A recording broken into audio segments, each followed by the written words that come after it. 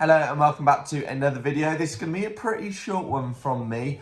All I'm going to be doing is just looking at England's highlights and how they performed, just run through my thoughts on the game. Unfortunately, being an England fan, it's a bit frustrating watching them play as bad as they do. However, the third game had a few bright sparks in it, with some players performing really well off the bench.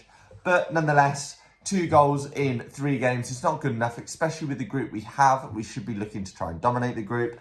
Only going through on the basis that Denmark didn't win the game, which is not really that comforting. We're top of the group and we should have a relatively okay draw going into the round of 16. And we're on the weaker side of the bracket, which is always a positive as well. So the teams we're avoiding in the bracket will be, I believe it's Spain, France, Germany, and I believe there's another one, maybe Portugal. So we're avoiding some big teams there, but we will come up against some tough teams and some teams that might cause us some problems. But getting into the game last night, and I mean, I don't really know where to start. First off, we've got to start with the lineup, and the lineup that was provided by Southgate really was underwhelming. There's been a lot of talk about how poor we've played in the second game, and we were horrendous. We got dominated by Denmark, and they played really well. Fair play to them, but we did not show up at all. And I think a lot of fans and even the coaching staff have used Trent as a scapegoat, which I think is a bit harsh because he's probably been one of our better players in terms of advancing the ball forward. He's created some of the best chances for us. But unfortunately, he was dropped for the game, and we brought on Conor Gallagher, he doesn't provide any quality for us in midfield at all. He's a good runner and he's good at moving about the pitch and using up his energy, but he's not going to be good in terms of what we need. We have the quality to be able to put it to teams, and we're not going to be able to keep the ball with him, and we saw that in the first half. He played, and there was multiple times where we would get the ball in defence and he wouldn't be able to keep it, whether it's laying it off to a teammate or just taking an extra touch just to leave some pressure from his teammates. But that really struggled with that, and he took him off at half-time, which was a really good substitution from Southgate. As much as I do batter him, that was a very good substitution. Mainly a player for me who should start, definitely should be in and around the team, and he came on and showed his worth. He really kept the ball and allowed us to advance moving forward and gave Rice a little bit of opportunity to adventure forward, because that's what he's been good at for Arsenal this season.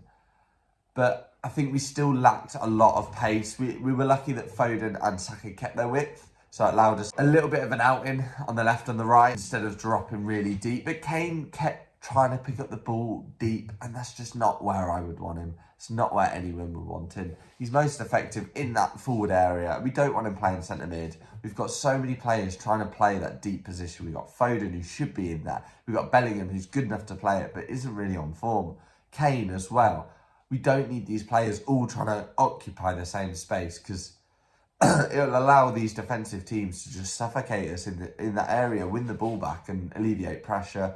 But unfortunately, that's the case, and Kane really hasn't performed well at all this tournament for me. I would even look at dropping him. He just looks too tired for me. Same as Bellingham. You could even drop Bellingham. He just, again, looks way too tired. He's absolutely knackered after 40 minutes of football. I'd much rather Foden in there, Gordon out wide. He can stretch the game. Foden can control from the middle. Every time Foden kept coming into that middle position, he was so good.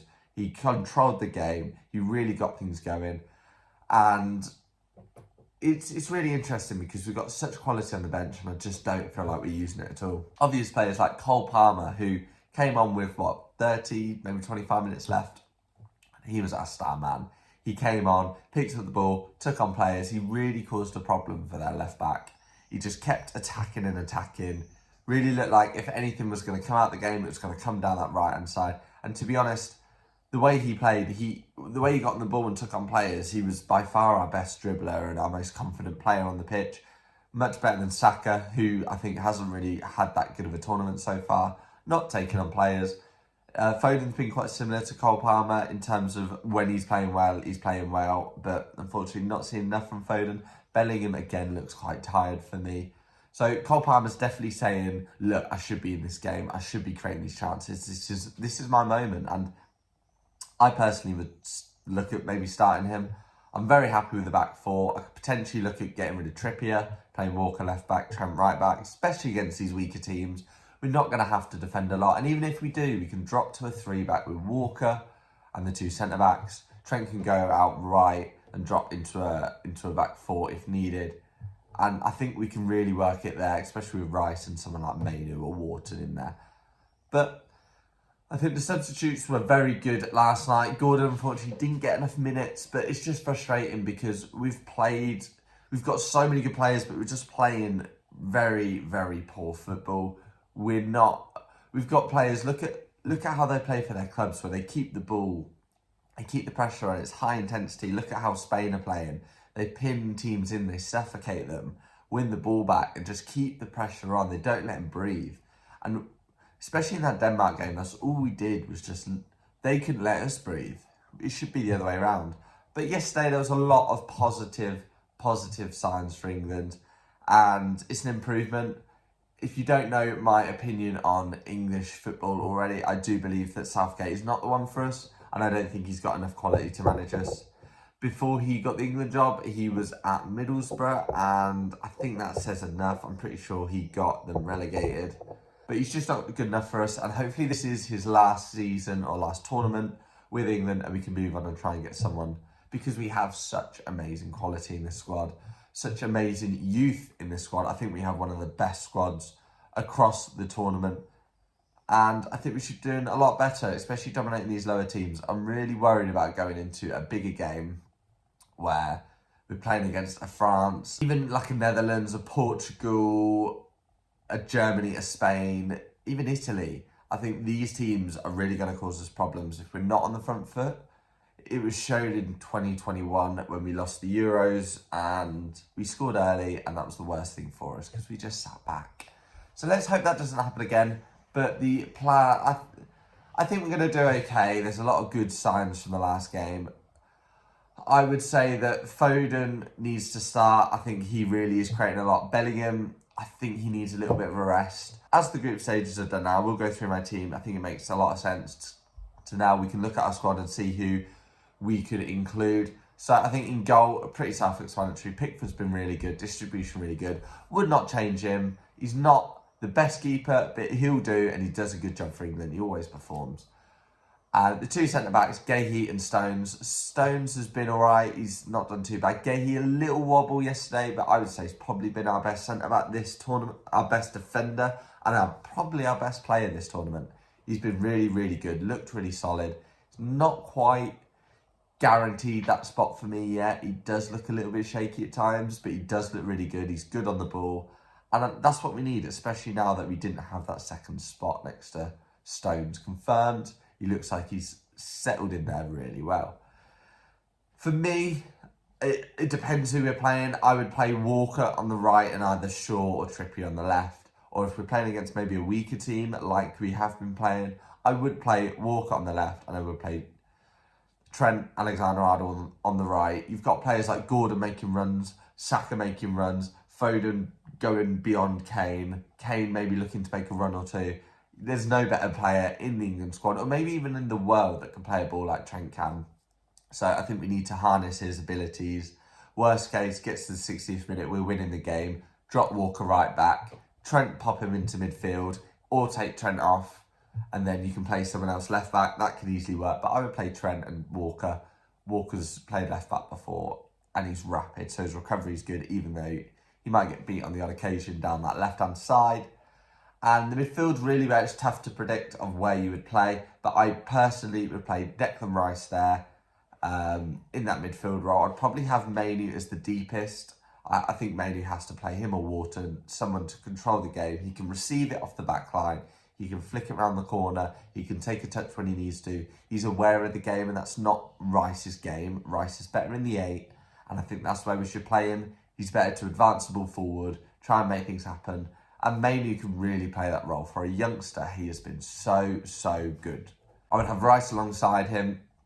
And then in that all-important number 10 role, I probably would play Foden. I would drop Bellingham. He looks tired. He would not be included in the next game for me. And he's a great player to bring off the bench. It's unfortunate, but there's no point in playing a player who's of Bellingham's quality, and he's only got given 60% because he's tired. Give him a rest, get him back for the quarterfinals if we get through. Foden's more than good enough, more than capable to do everything Bellingham can do and more. So just get him in that role and just drop him off. I think that's not a bad shout. On the left, I would go for Gordon. He provides that width, that power, that pace down that left-hand side. Trent can play the balls over. Foden can get them little balls in behind the right back and the centre back. Nice and easy. We can definitely create some chances down that left-hand side. Right wing, I think we have to stick with... I think we're going to flip it. I probably could stick with Saka, but I'm going to play Cole Palmer. I think he has to play it, and he was absolutely electrical. He has got a good bit of burst of pace. Don't know if it's his age or what, but down that right-hand side last night, he really was creating chances, getting to the byline, putting balls in. I would play him over Saka. It's a tight one. Saka's a great player to put on the bench, and he looks tired. He does look tired, Saka. So get Cole Palmer in there. He's had a good rest. He hasn't played the last few games. Get him down that right-hand side. Easy peasy. I think he's going to create loads of chances. And it's going to be controversial. And I'm going to be controversial because it's my team, no one else's. And I'm going to go for Ollie Watkins up top. Kane, again, a player that's been riddled with injuries over the last few months. And he deserves a rest. He's no good playing at 60% like Bellingham is. Play Ollie Watkins. He's a player that likes to run in behind. How many times have you seen a ball over the top from Douglas Luiz or one of their midfielders over to Watkins and he ends up scoring? So he's going to stretch the team with Foden in behind, Gordon on the left, and with Palmer on the right. I think we've got enough quality there to beat whoever we face in the round of 16. And we've got players like Kane, Saka, Bellingham, even like Gallagher if you want legs in midfield. You've got so many players you can bring on. I don't think there's a reason why we can't win against pretty much anyone with that team. But that's how I would line up for England's next game. And hopefully we play a lot better regardless. I know he wouldn't play that. He's probably going to play Gallagher again. Maybe he's a 45-minute player. We shall see. But let me know what your thoughts are on how England have performed so far in the tournament. And I'd like to know who you think are the favourites going into the knockout stages. My favourites probably are Spain. They have played the best. But Germany do look good on their day. We shall see. And Austria, I would say, are a massive dark horse. I can see them getting to the quarters, even the semis, because they've been so good. But let me know who you're backing for the Euros in the knockout stages. And make sure to like, comment, subscribe the video if you did enjoy. And I will see you in the next one. Peace.